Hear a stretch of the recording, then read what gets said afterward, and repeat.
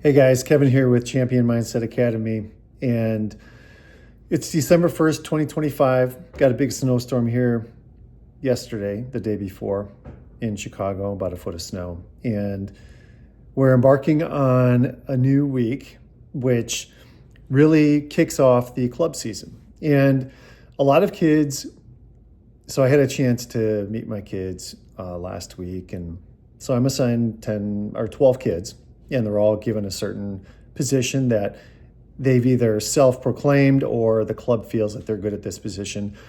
And I get a piece of paper and they're there. That's my team.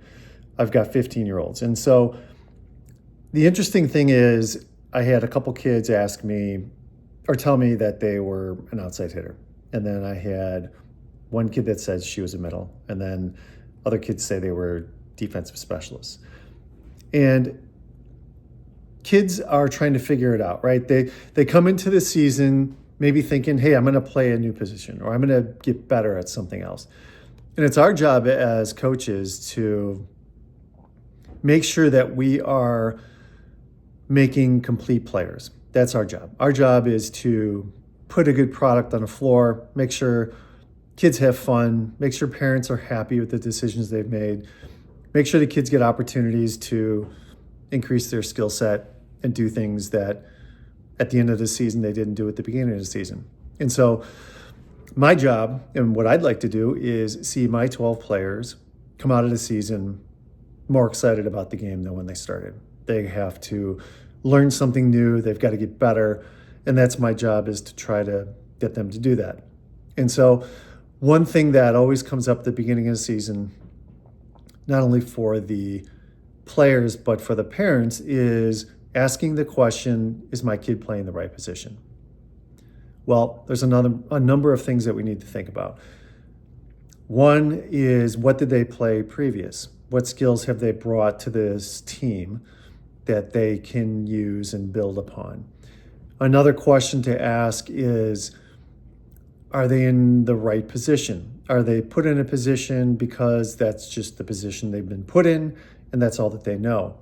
But they have skills that could potentially work in another position. Maybe they could be a setter. Maybe they have strong leadership skills. Maybe they have good hands. Maybe they're quick. Maybe they can jump. Maybe they're a better middle blocker than an outside hitter. Or maybe they're a better outside hitter than a middle blocker. Either way, it's our job as coaches to figure out how to best put the kids and put a product on the floor that is going to have some success, that's going to see gains week after week, and that is competitive. We, as parents, I've been there before. I have kids that play sports and kids that have played sports. And I want to see my kid play, see my kid do well, see the team do well, see the team win. That's what we all want. That's what I want as a coach. And as we head into this season, I think it's important as parents to make sure that you're supporting your kids, because you want them coming into the gym to be excited to play. And they may or may not be in the position they want or what they've been assigned to be put in. And if they feel that way, then make sure they talk to the coach. The coach may have to do things that are beneficial to the team or that allows kids to perform in a role that maybe isn't ideal. Unfortunately, that does happen at times. I've had to convince kids to play middle blocker when they told me they were right side, because the team needs them to play that role. Other kids may think they're a setter, but maybe it's not beneficial for the team for them to be a setter. And in those cases, it's good to have the kids, if they have a position that they really want to play, then have them take private lessons. Have them get into Champion Mindset Academy. Have them do something that allows them to work outside of the club practice and the club games, where they can work on those skills. I go to the gym at least once, if not twice a week with my daughter to work on specific skills that help her get better at other positions. And at the end of the day, as coaches, we want our athletes to be complete players.